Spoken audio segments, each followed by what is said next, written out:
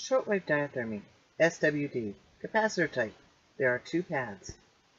Today I'm going to talk about diathermy, a deep heater, and I'm going to talk about how the capacitor-type, condenser-type has 2 pads, and that is different from the monode where you just need to put one object onto the body part.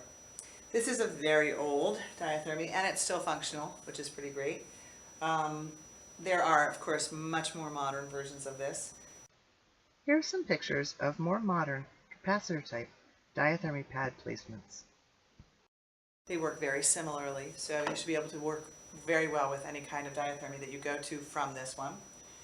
Essentially, a diathermy is plugged into the wall. You make sure that the person is not sitting on anything that's contraindicated, such as a metal table or a table that's plugged in.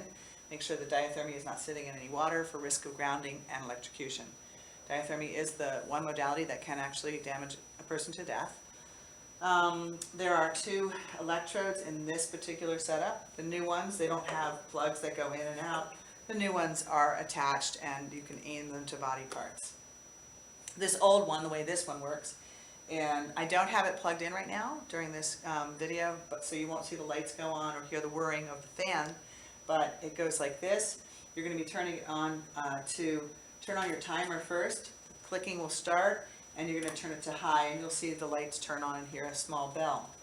At that point, this in here is where this old machine works. It's the diathermy's intensity knob. You reach in, you turn it up, and as you turn it up, you watch the dial move right here. Now, the dial is goes all the way up to this blue zone and then to this yellow zone. Let me bring the camera closer. So you can see the yellow zone right there. So what we want is when we turn up the dial, we want to go from here up into the yellow zone at the beginning until it heats up, and then we're going to bring it back into this blue zone. So basically between 60 and 80% is where we want to have our final intensity. How to set up the diathermy pad. First of all, I'm going to reach in here and turn this all the way down to dial to the left to turn it off so that when my students come in, they don't have it already on. And I'll turn off this timer so we don't have to hear it right now and put this back to off while I'm demoing the pad placement. So the way the pad placement works is these 2 pads, some of the contraindications about this is that the wires should never crisscross. There is a risk that there could be an arcing of the electricity, and that could cause a problem. The other thing is that when you're setting a pad up, you want to make sure it's not at all near to any metal on the body. So I have a ring on right here. If I was putting my hand onto this, there would be increased amount of heat right where that ring is.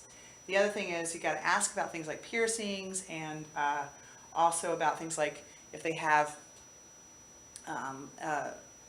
like a fake hip replacement or replaced knee or screws from surgeries or any of that. The other contraindications, of course, would be never put on somebody who can't communicate, somebody who has a bleeding disorder that should not have heat on them.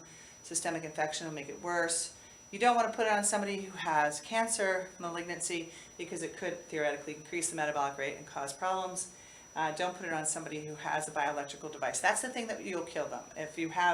You could kill them. If you have diathermy and they have a pacemaker, that's not at all allowed. So be very cautious.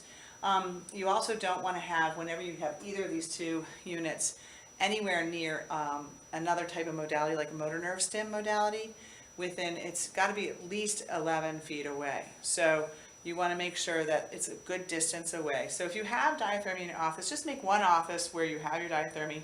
Make sure the one that's next door does not have the motor nerve stim. Make sure it's a good enough distance that it's safe.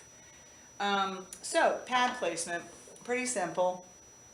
If I wanted to put heat through my calf muscle, I would sit down on the chair and I'd have the pad on the floor and put my foot on one pad and put the other pad on my knee. And it's pretty amazing because the diathermy heat will go through the leg, back through the calf muscles.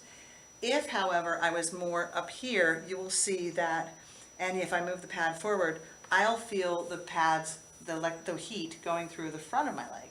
So pad placement will actually direct where the heat goes.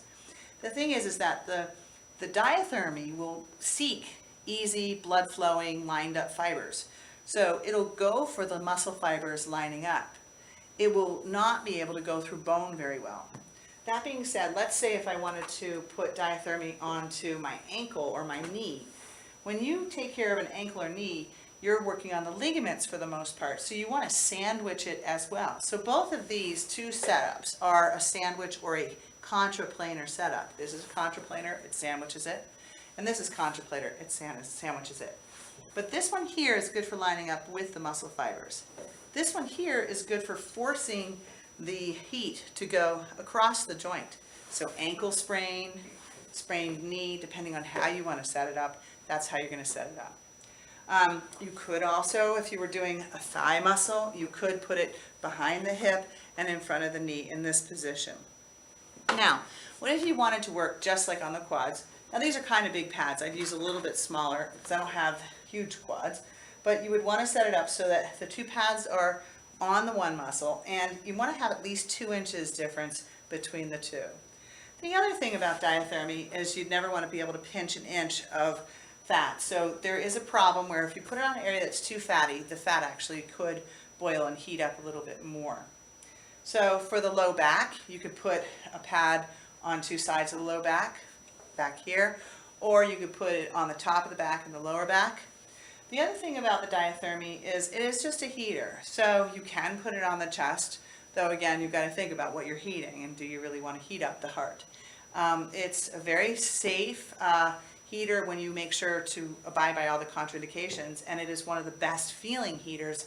It'll leave a resonating heat that'll stay there for, I've had it, when I've done it on my foot just for about 10 minutes, my foot's hot for about a half hour. So I really love it. It goes very deep, it goes into the body about 5 centimeters or so, and it's one of the nicest things.